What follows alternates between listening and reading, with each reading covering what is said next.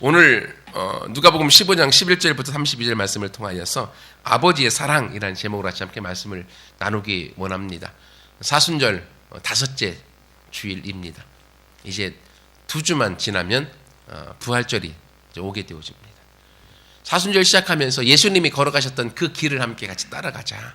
그래서 그 길 따라 추억 따라라고 말씀을 드렸고, 그 길은 바로 십자가의 길이었고, 우리가 십자가를 등지는 인생에서 십자가를 바라보고 십자가를 붙들고 십자가 위에 함께 달려서 같이 주님을 닮고 주님과 함께 살아가는 삶이 되자. 이 길을 걷는 사람들에게는 마음이 가난하고 심령에 통회하는 마음이 있어야 되며, 그리고 하나님의 말씀을 보고 말씀 앞에 떠는 심령이 되어질 때 그때 하나님의 일하시고 하나님의 길을 온전히 걷는 자가 될 것이다. 그 길을 위해서 예수님께서 눈물을 흘려주었다라고 지난 시간에 말씀을 드렸습니다. 개인을 향한 눈물, 나사로, 그리고 예루살렘 성읍을 향한 눈물, 나라를 향한 눈물, 그리고 겟세마네 동산에서 모든 열방의 사람들, 즉 우리를 향한 눈물을 통하여 주님이 우리를 구원하셨고 우리를 살려주신 것에 대해서 함께 나누었습니다. 이 모든 것을 한 단어로 이야기하면 아버지의 사랑, 즉 하나님의 사랑이었다라고 말씀을 결론 지을 수가 있습니다. 하나님의 그 사랑이 저와 여러분을 이 땅에 살도록 만들었고, 지금까지 우리가 살아올 수 있도록 만들어준 원동력이 하나님 아버지의 사랑이었습니다. 근데 여기서 아버지의 사랑하면요, 어떤 사람들에게는 부작용이 올 수 있습니다. 저 같은 사람. 왜냐하면 아버지에게 사랑을 못 받아본 사람은 아버지의 사랑하면 괜히 이게 감각이 오지 않아요. 아버지는 엄하고 무섭고 아버지는 무뚝뚝하고 이런 것들만 남아있는 사람에게는 아버지의 사랑하면 우리 마음에 다가오지 않을 수 있습니다. 하지만 육신의 아버지는 진짜 하나님 아버지의 모델로 이 땅에 보내주셨는데, 육신의 아버지가 하나님 아버지의 본래의 모습을 보여주지 못할 수도 있는 거죠. 그렇다고 해서 우리의 진짜 아버지인 하나님도 그럴 거냐? 아니라는 거죠. 진짜 아버지인 하나님은 우리를 향하여 얼마나 사랑하고 있는가를 성경이 우리에게 이야기해주고 있고, 하나님의 사랑을 경험한 사람은 우리의 마음이 바뀌고 우리의 삶이 바뀌어지게 된다고 하는 거죠. 저를 보시면 제가 설교 시간에 말씀드렸던 것처럼 아버지, 부모님이 나를 사랑하고 있다고 하는 걸 가슴으로 느낀 게 20살 때였다고 말씀드렸어요. 그전에도 머리로 알았지만 가슴으로 알지 못했죠. 그래도 한 집안에서 잘 살았습니다. 그런데 부모에게 사랑받은 게 없으니까요, 나도 우리 자녀들에게 사랑을 나눠줄 게 없더라고요. 감정 계좌라고 얘기하는데, 계좌에 돈이 들어있어야지 빼갖고 뭔가를 할 수 있잖아요. 내 마음의 감정에 부모에게 받은 사랑이 없으니까 자녀에게 흘려보낼 사랑이 없다라는 거예요. 그게 이제 저를 많이 아프게 만들고 힘들게 만들었는데, 하나님을 알고 하나님을 사랑하고 하나님이 나를 얼마나 사랑하는 걸 내가 경험하다 보니까 나도 모르게 내 마음의 감정 계좌에 하나님의 사랑이 새록새록 쌓이게 되더라고요. 그래서 소망이 주와에게는 항상 미안한 마음이 있어요. 왜냐하면 그 사랑을 나눠주지 못해서. 근데 우리 막둥이 하준이에게는 그 사랑을 하나님에게 받아서 하준이한테는 사랑을 나눠줄 게 있으니까 그래도 너무 감사하고 우리 가정에서 하준이가 사랑을 가장 많이 받고 잘하는 것 같아요. 그래서 그런 부분에서 내가 감사하면서 하나님이 내 아버지인 걸 아는 사람, 그리고 하나님이 나를 사랑하고 있구나라는 걸 아는 사람은 부모에게 사랑받지 못하였어도 내 마음이 바뀌고 내 마음에 사랑이 쌓이는구나라는 걸 경험으로 제가 알게 되어졌습니다. 그 하나님 아버지의 사랑, 그 사랑을 이야기하는데 왜 오늘 본문의 말씀, 우리가 잘 알고 있는 탕자의 비유를 이야기할까라고 의구심을 갖는 사람이 있을 수도 있습니다. 왜냐하면 누가복음 15장 오늘 본문의 말씀은 우리가 잘 아는 탕자, 빗나간 아들의 비유로 우리가 알려져 있는데, 사실은요 오늘 본문에 보면 이 두 아들이 나오잖아요. 둘째 아들은 탕자로 우리가 알고 있습니다. 허랑방탕하게 자기 것 가지고 마음껏 살다가 후회하고 돌아온 아들. 그런데 아버지를 모시고 살았던 큰아들, 그 이야기가 후반부에 나오게 되어지죠. 근데 오늘 본문의 말씀에 이 내용을 통해서 보면 잃어버린 이 둘째 아들에 대한 이야기가 아니라 잃어버린 둘째 아들, 그리고 나중에 말씀드리겠지만 첫째 아들도 잃어버린 아들 중에 속하는 거예요. 그래서 두 명의 잃어버린 아들을 끝까지 기다리고, 그리고 되찾기 위하여 품에 안고 그들을 용서하고 사랑하고 끝까지 기다리시는 아버지에 대한 비유라는 거예요. 그래서 오늘 본문의 말씀의 제목을 다른 말로 드리면 잃어버린 두 아들을 사랑한 아버지의 비유라고 우리가 생각하시면 됩니다. 첫 번째, 여러분 둘째 아들의 문제점을 함께 보십시오. 우리가 너무나 많이 설교를 통해서 들었던 이 탕자라고 하는 사람. 자기가 이제는 아버지하고 함께 있는 것이 예속받고 구속받아서 너무 싫은 거예요. 나도 내 맘대로 살고 싶다. 나도 부모 그늘 다 벗어나서 나도 좀 행복하게 살고 싶다. 행복하게 살려면 뭐가 있어야 돼요? 돈이 있어야 되잖아요. 그러니까 아버지에게 찾아간 거예요. 아버지, 나도 좀 행복하게 살고 싶다고. 그러니까 어차피 아버지 죽으면 나한테 돈 유산 물려줄 거 아니냐고. 미리 좀 달라고. 아주 얼마나 당돌한 아들입니까? 부모에게는 불효의 마음을 준 아들일 수 있겠죠. 근데 그 아들을 향하여서 그 아버지가 꾸짖기보다는 사랑의 마음으로 그 아들, 두 아들에게 각각 분깃을 나누어 주었다라고 12절 하반절에 아버지는 그 살림을 각각 큰 아들에게도 작은 아들에게도 나누어 주었습니다. 나누어 주었더니만 큰 아들은 또 큰 아들로서의 그 자존심과 체면이 있잖아요. 우리나라하고 똑같습니다. 그래서 큰 아들은 어떻게 합니까? 부모를 모시고 살아야 되기 때문에 부모를 모시고 그 집에서 같이 사는데 둘째 아들은 이런 게 별로 없어요. 나만 좋으면 된다. 그래서 아버지가 물려준 유산을 다 팔아버리고 돈만 챙기고 그냥 나라를 떠버렸어요. 다른 나라. 나는 행복하게 내 맘대로 살겠다. 라고 나가서 돈을 막 물쓰듯이 쓰고 살아가니까 와, 주변에 있는 사람들이 얼마나 좋습니까? 예, 사람이 좋아서 좋은 게 아니라 돈이 좋아서 친구들이 막 생기는 거예요. 술 친구, 예, 뭐 노름 친구, 여러 가지 친구들이 사귀어서 돈을 물쓰듯 쓰다 보니까 아버지가 물려주었던 그 많은 유산 얼마 가지 않아서 다 동인하고 허랑방탕하여 재산을 낭비하게 된 거죠. 여러분, 이렇게 둘째 아들의 문제가 무엇이었을까요? 자기밖에 모르는 이기심인 거죠. 부모보다도 나만 좋으면 돼, 나만 원하면 돼, 또는 돈만 있으면 돼 라고 하는 물질 만능에 대한 생각, 이것 때문에 부모를 거역하여도 부모가 빨리 죽었으면 좋겠다고 말하는 그러한 파렴치한 같은 사람이 바로 둘째 아들의 문제점이었다고 하는 거죠. 그런데 이 아들이 이런 문제점 가운데 부모가 돈을 주었을 때에 자기 마음대로 나가서 다 쓰고 나니까 어떤 문제가 찾아옵니까? 경제적인 파탄이 오게 되죠. 쉽게 얘기하면 부도가 나버린 거예요. 부도가 나. 얼마나 불행합니까? 거기다가 부도 나고서 먹고 살아야 되니까 이제는 가서 막노동을 하는 거예요. 막노동. 근데 일자리도 없어요. 우리나라도 요즘 일자리가 없죠. 일하려고 해도 막 너무 힘든 거예요. 그러다 보니까 유대인들은요, 돼지고기를 안 먹거든요. 유대인들은 돼지를 불결한 것으로 율법에 취급하고 있어서 돼지를 키우지도 않고 돼지 가까이도 가지 않는데 할 일이 없으니까 먹고 살아야 되니까 돼지 치는 일까지 하는 거예요. 그러니까 완전히 자기 자존심도 다 구겨져 버리고 부끄러움과 죄책감과 상처, 투성이가 되어져 버린 거죠. 돼지 치면서 돼지 먹는 돼지 쥐업 열매 그 사료 좀 먹고 싶은데 주는 사람도 없는 거예요. 그만큼 어려움 가운데 모든 게 다 끝장나 버리는 고통이 찾아오게 되는 거죠. 이때 좀 정신이 조금 들었습니다. 16절에 보면 이제는 그가 17절 이에 스스로 돌이켜 스스로 생각을 바꿔먹은 거예요. 고쳐먹은 거예요.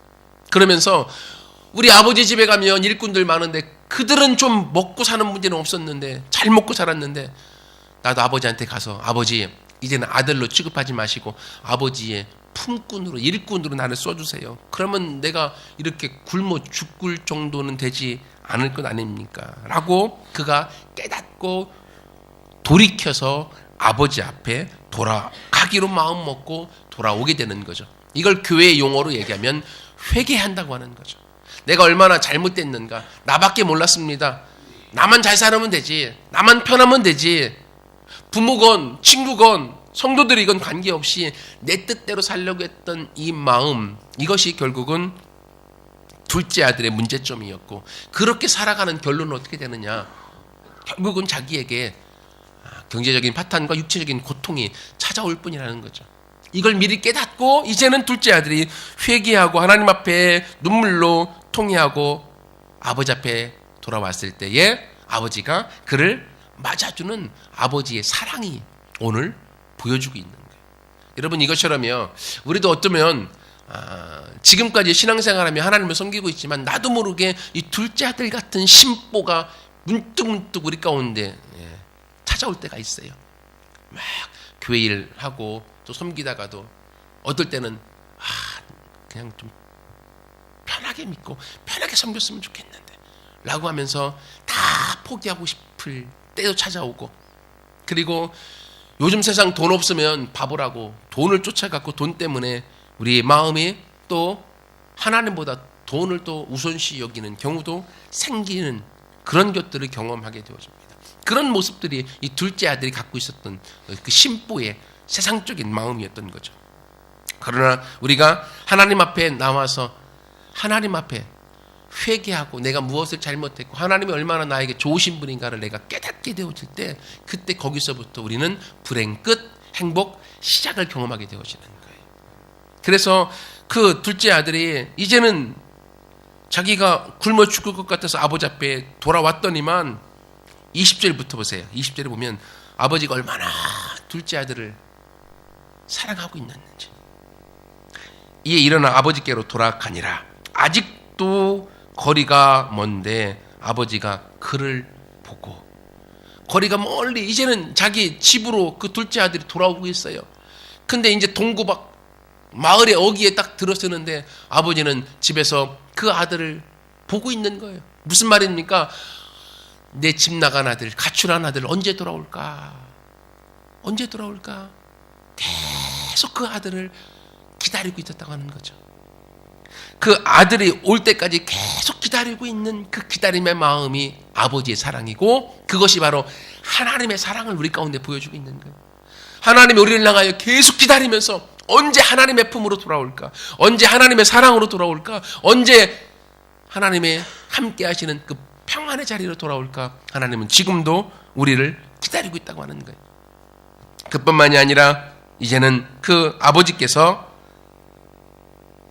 아버지가 그를 보고 측은히 여겼다. 측은히 여겼다. 불쌍히 여긴 거죠. 다른 말로 하면 그 아들에 대한 사랑이 여전히 있다고 하는 거죠.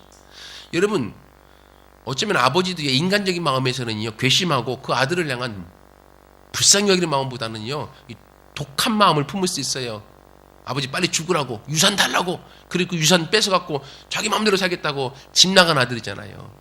근데도 불구하고 그 아버지는 아들이 행했던 그 행동을 기억하기보다는 그 아들, 내 아들이라고 하는 아들에 대한 사랑 때문에 그렇게 거지의 꼴을 하고 돌아오고 있는 그 아들을 보고 불쌍히 여기는 마음을 갖는 거예요.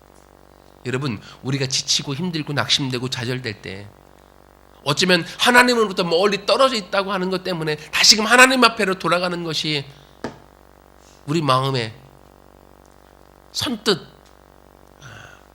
동의하지 못하고 주위를 뱅뱅 돌면서 우리가 힘들어하고 있을 때 하나님은 여전히 우리를 향하여 불쌍히 여기고 우리가 빨리 돌아오기를, 그리고 우리를 향한 사랑으로 기다리고 있음을 우리가 알아야 된다고 하는 거죠. 그러면서 세 번째로 그 측은히 여겨서 멈추지 않고 달려가. 아들이 멀리서 오고 있습니다.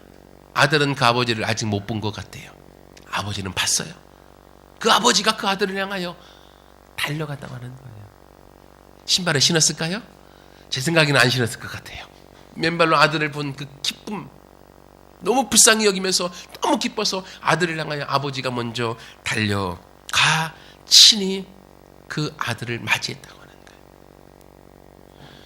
둘째 아들이 자기의 과거를 후회하고 다시금 집으로 돌아오는 그 행동, 회개의 모습으로 집으로 돌아올 때 아버지가 먼저 달려와 그 아들을 안아준다고 하는 거죠. 여러분, 우리가 우리 마음을 고쳐서 하나님 앞에, 하나님, 내가 이러한 잘못을 했고 이러한 범죄 가운데 빠졌었고 이러한 연약함에 내 안에 있습니다라고 회개하는 마음으로 하나님 앞에 우리를 돌이킬 때에 먼저 하나님 아버지는 우리 가운데 달려오셔서 우리를 안아주고 우리를 품에 안고 함께 눈물 지으며 기쁨의 포옹을 해 주신다고 하는 거죠. 오늘도 하나님은 저와 여러분을 향하여 달려와 계십니다. 그 달려오시는 하나님이 우리의 몸이 가정을 떠나고 우리의 몸이 교회를 떠나서 멀리 있었다 할지라도 우리가 교회를 향하여 가정을 향하여 돌아올 때 하나님은 먼저 달려와 우리를 안아주시고 하나님의 사랑을 표현해 주심으로 우리가 가정에서 교회에서 함께 지낼 때 거추장스럽지 않도록 모든 분위기를 만들어 주시는 좋으신 아버지. 여러분 그뿐만이 아니라 아버지가 달려와서 목을 안고 입을 맞추어 줍니다. 여러분 생각해 보세요. 자기 먹을 것도 없고 돼지치면서 살았는데 얼마나 목욕도 못하고 더러웠겠습니까? 그러거나 말거나 아들이 얼마나 더럽든지 중요하지 않습니다. 아버지는 내 아들이 살아 돌아왔다. 내 아들이 죽지 않고 살아 돌아왔다. 그거 하나만으로 아버지는 기쁘고 그거 하나만으로 아버지는 행복한 거예요. 그러니 그 아들을 목을 안고 입 맞추는 거예요. 하나님의 그 사랑이 그 아들을 향하여 얼마나 품에 안아주고 싶었을까요? 그 친밀함이 지금 찾아와서 하나님이 먼저 우리와 같이 하고 싶어 하신다는 거죠. 이 하나님의 사랑이 이 비유를 통해서 저와 여러분 가운데 같이 하고 있는 거예요. 사순절 기간 함께 보내고 있는데 여러분 예수님이 십자가에 달려 돌아가신 이 모든 사건을요 다른 것으로 설명할 수 없습니다. 우리를 먼저 사랑하셔서 자신의 모든 걸 내려놓으시고 자신의 모든 걸 포기하고 그리고 달려와서 우리를 맞이하여 우리를 목을 안고 뽀뽀해 주면서 우리를 향하여 사랑을 표현해 주기 위한 하나님의 방법. 그것이 십자가였던 하는 거죠. 여러분 이 사순절 기간 보내면서 우리가 어쩌면 이렇게 둘째 아들처럼 집을 나가서 둘째 아들처럼 하나님과 멀리 떨어져 있는 모습일 수도 있습니다. 하지만 기억하세요. 여러분보다 하나님이 더 원하고 있습니다. 여러분보다 하나님이 더 사랑하고 있고요.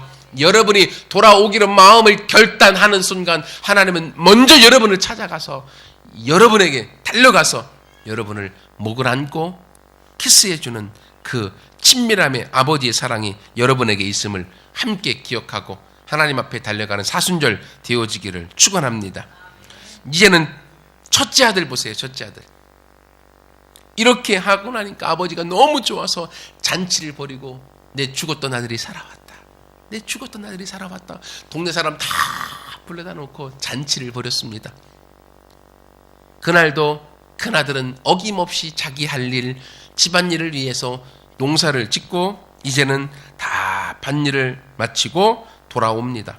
근데 집 가까이 오는데 집에서 그 몇 년 동안 한 번도 잔치를 하지 않았던 그 집에서 풍악 소리가 들려옵니다. 잔치 소리가 들려옵니다. 춤추는 소리가 들려온대요. 좀 이 말씀 읽으면서 좀 그랬어요. 왜냐하면 풍악과 춤추는 소리를 듣고 풍악 소리는 들리는데 춤추는 게 소리로 어떻게 들렸을까? 아무튼 그러한 잔치 분위기가 막 느껴오는 거예요. 아니 그러면 저 같았으면 빨리 집에 가서 무슨 일인가 찾아봤을 텐데요. 이 큰아들은 집에 들어가지 않습니다. 그리고 대신 종을 부릅니다. 자기 집인데도 불구하고 자기가 들어가지 않고 종을 불러요. 무슨 일이냐 물어봤더니만 당신의 동생이 돌아왔습니다. 그가 죽은 줄 알았는데 돌아온 것을 아버지가 맞이하고 너무 기뻐서 살찐 송아지를 잡아서 잔치를 벌이고 있는 겁니다. 아니 그러면 형이라고 하면 좀 집 나간 가출한 동생이 돌아왔으니 얼마나 좋겠어요. 좀 좋아하면 얼마나 좋을까. 근데 본문에 뭐라고 얘기합니까? 28절에 그 큰아들이 큰형이 노하여 들어가고자 아니했다고 하는 거예요. 큰아들이 노한 거예요. 괘씸한 거예요. 마음이 상한 거예요. 왜 그랬을까요? 복잡했을 것 같습니다. 나는 집에서 죽어라 아버지 모시고 일했는데 아니 그 동생이란 놈이 아버지도 내팽개치고 형도 내팽개치고 지 살 길만 찾고 돈만 갖고 저 먼 나라 가서 지 맘대로 살다가 이제는 돈 다 떨어지니까 집에 돌아와?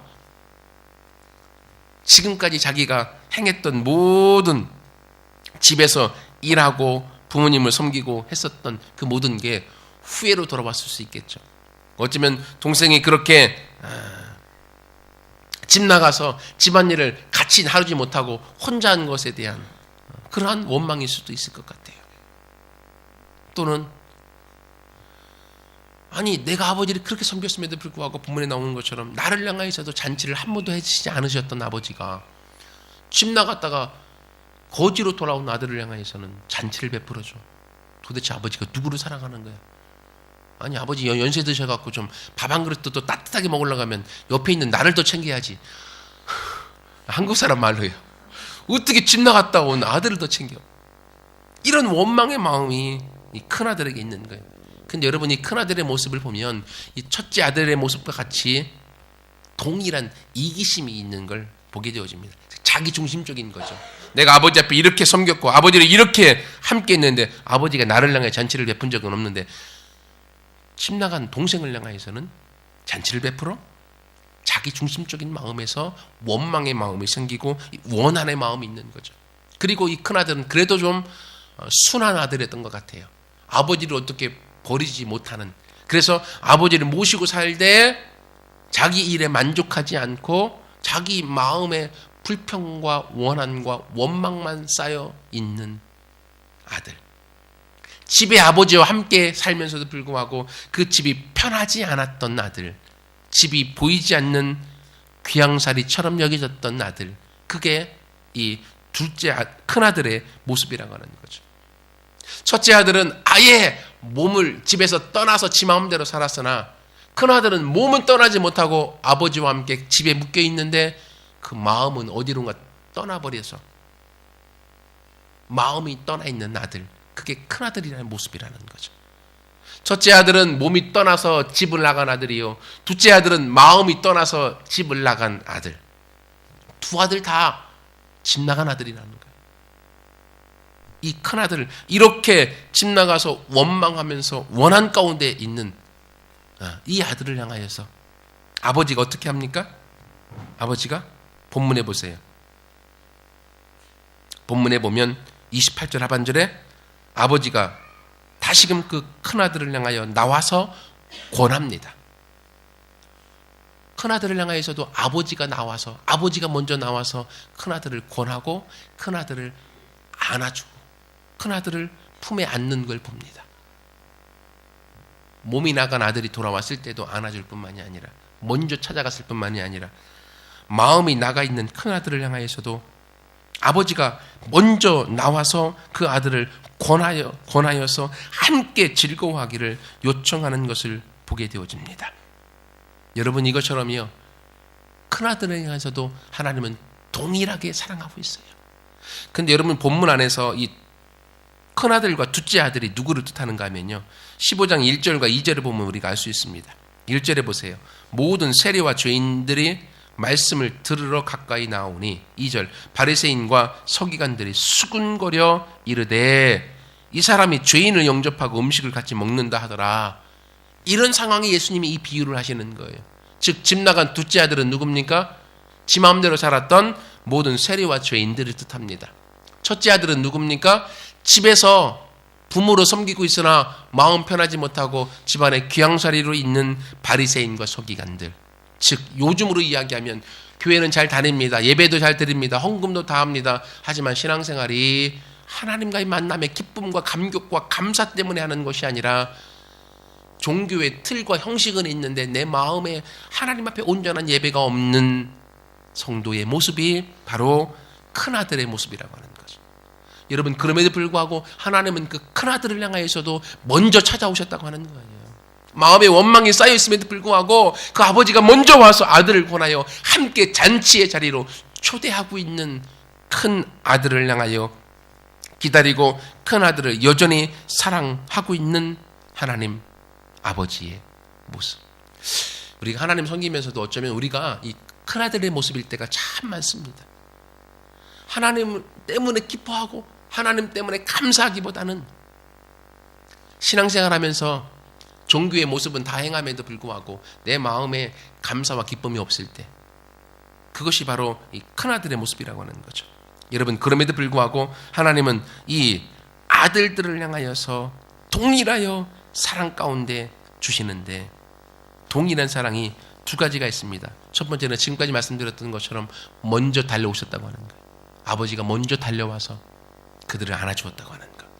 먼저 달려와서 그들을 설득하고 그들을 품에 안아주었다고 하는 거예요.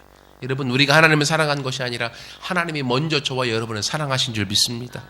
먼저 우리를 사랑하셔서 십자가에 예수님이 죽으심으로 이 사순절의 고난과 고통의 길을 걸으심으로 우리가 그 안에서 구원의 길로 올 수 있도록 하나님이 허락해 주었다고 하는 거예요. 그뿐만이 아니라 또 하나의 사랑은 무엇인가 하면 자기 자신의 모든 것을 자기의 자녀들에게 다 주었다고 하는 거예요. 둘째 아들을 향해서는 유산을 나누어 주어서 유산의 모든 걸 지 마음대로 쓸 수 있도록 하는 권한을 주었고, 큰 아들에게도 자신의 모든 유산을 주었고, 31절에 보십시오. 너는 나와 항상 함께 있으니 내 것이 다 네 것이 아니더냐.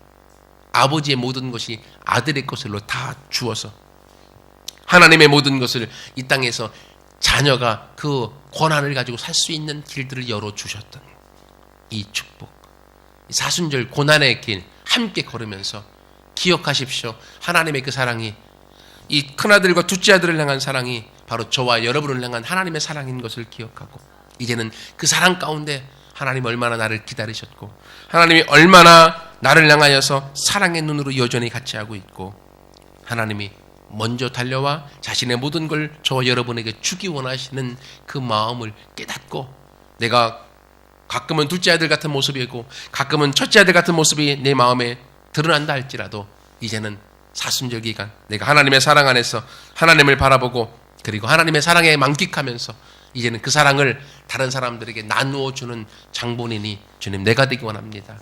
그래서 이 사랑의 실천을 위해서 함께 봤던 영상처럼 하나님 먼저 가까이 있는 가족들부터 내가 안아주겠습니다. 그리고 친구들, 성도들 함께 안아주고 그 안에서 하나님의 사랑을 실천해 나간 사순절 되기 원합니다. 라고 결단한 우리 모두가 되어지기를 축원합니다. 같이 함께 기도하겠습니다.